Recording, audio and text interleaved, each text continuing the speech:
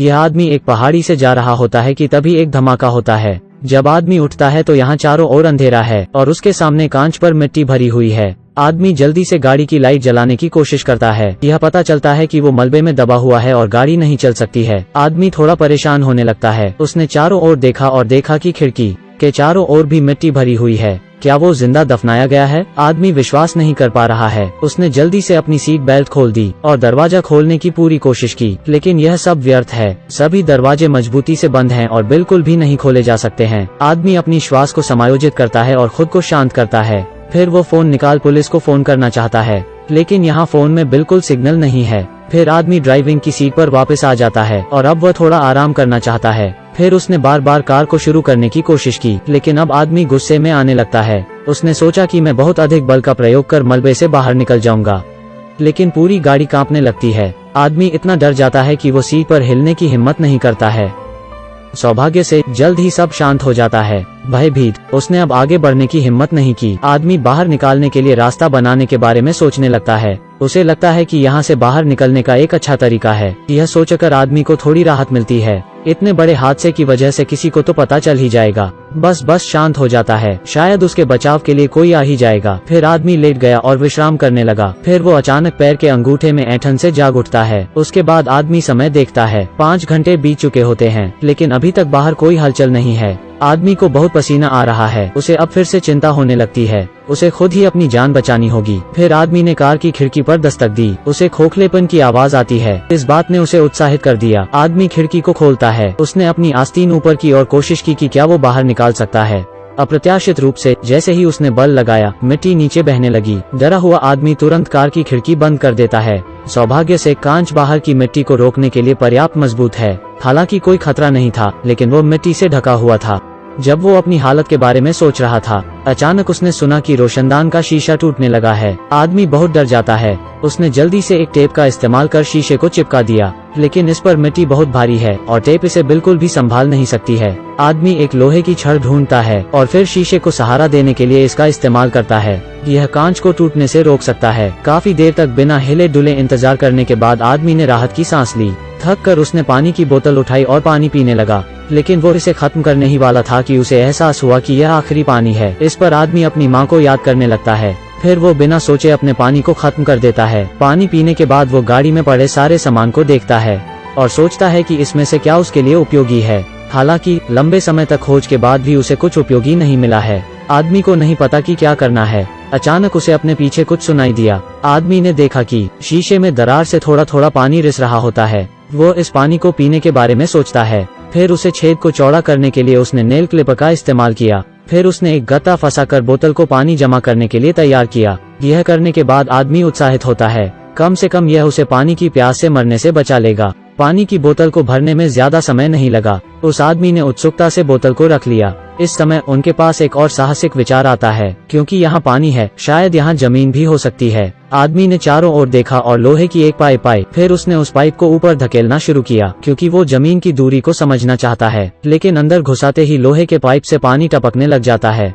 आदमी ने जल्दी से पाइप को बाहर निकाल लिया। फिर उसने एक अखबार लिया और छेद को बंद कर दिया। उसने फिर से यह करने से पहले पाइप के मुंह को बंद करने का सोचा। यह करने के लिए उसने बोतल का ढक्कन लिया। फिर उसने उसमें एक छेद किया। फिर एक रस्सी का इस्तेमाल कर ढक्कन को पाइप से मजबूती से जोड़ दिया।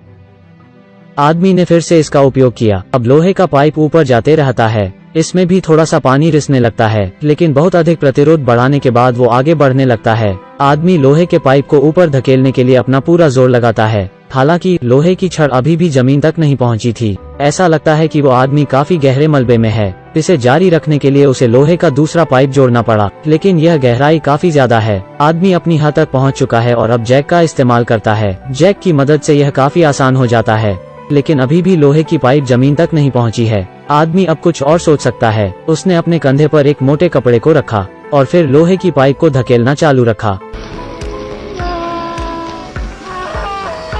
आदमी को अचानक लगा जैसे कि वो अब सतह पर पहुंच चुका है। वो यहाँ रुक जाता है। इसके तुरंत बाद वो एक तांबे की तार को पाइप में डालने लगता है। आदमी इससे ऊपर के बोतल ढक्कन को हटा देता है। उसे बोतल का ढक्कन हटते हुए समझ आता है। उसने तुरंत तांबे के तार को बाहर निकाला और फिर पाइप से देखने की कोशिश की। पाइप का दूसरा सिरा वास्तव में अब बाहर निकल चुका है। इससे आदमी उत्तेजित हो जाता है। उसके बाद उसने तुरंत लोहे के पाइप में से ताजी हवा की कुछ सांसें ली।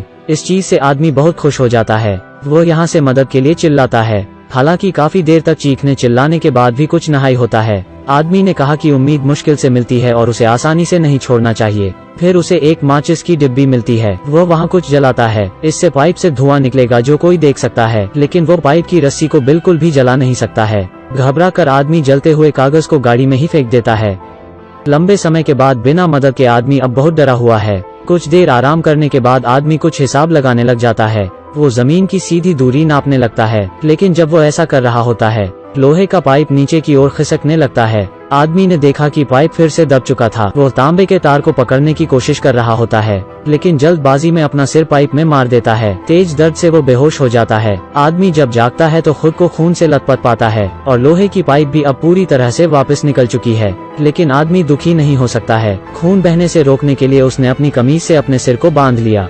फिर आदमी अपनी बेल्ट खोल लेता है और खून रोकने के लिए उसे सिर पर बांध लेता है, लेकिन मिट्टी अब ऊपर से गिरने लग जाती है। आदमी जल्दी से छेद को भरने के लिए एक कपड़ा इस्तेमाल करता है। फिर वो थक कर लेट जाता है और अपनी पत्नी का एक वीडियो देखता है। ऐसी कठोर परिस्थितियों में आदमी नहीं जानता है कि वो कब तक जिंदा रहेगा। उसने अपनी पत्नी के लिए एक विदाई वीडियो रिकॉर्ड करने का फैसला किया। फिर आदमी ने एक टुकड़े से घाव को ध्यान से साफ किया। इसके बाद अब आदमी और बर्दाश्त नहीं कर सकता है।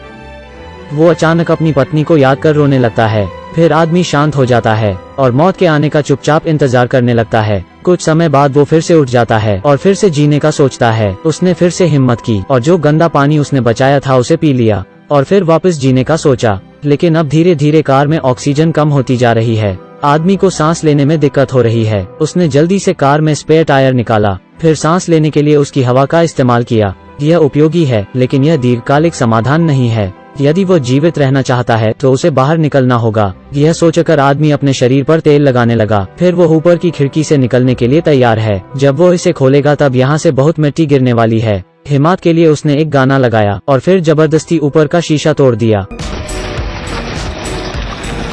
जब मिट्टी गिरना बंद हो जाती है तो आदमी बाहर जाने की कोशिश करता है। उसने अपने चारों ओर कार के फर्श की चटाई कसकर रख दिया और फिर आसपास की मिट्टी को गिरने से बचाने के लिए इसे लोहे के पाइप से बांध दिया। इसके बाद वो सारे सामान के साथ बाहर निकलने लगता है। ऊपर जाते जाते वहाँ अचानक ऑक्सीजन की कमी होने लगती है। आदमी जल्दी से रुक टायर से सांस लेने लगता है, लेकिन तभी फिर से सब कुछ हिलने लग जाता है। अब आदमी मिट्टी से धंसता जा रहा है। कुछ देर बाद माहौल शांत हो जाता है और ऐसा लगता है कि मिट्टी में कुछ हिल रहा है। इस पर हमें अब आदमी मिट्टी से बाहर आते हुए दिखता है। चेहरे से गंदगी हटाने के लिए उसने जल्दी से हाथ इस्तेमाल किए। आखिरकार यह आदमी मलबे से बाहर आ चुका है। अचानक उसने अपने सामने एक छोटा सा छेद देखा और उसे खुरेदा। धूप की किरण दिखाई देती है। आदमी खुशी महसूस करता है। वो आखिरकार बच गया है और अब जमीन से बाहर आ गया है। हमें भी कभी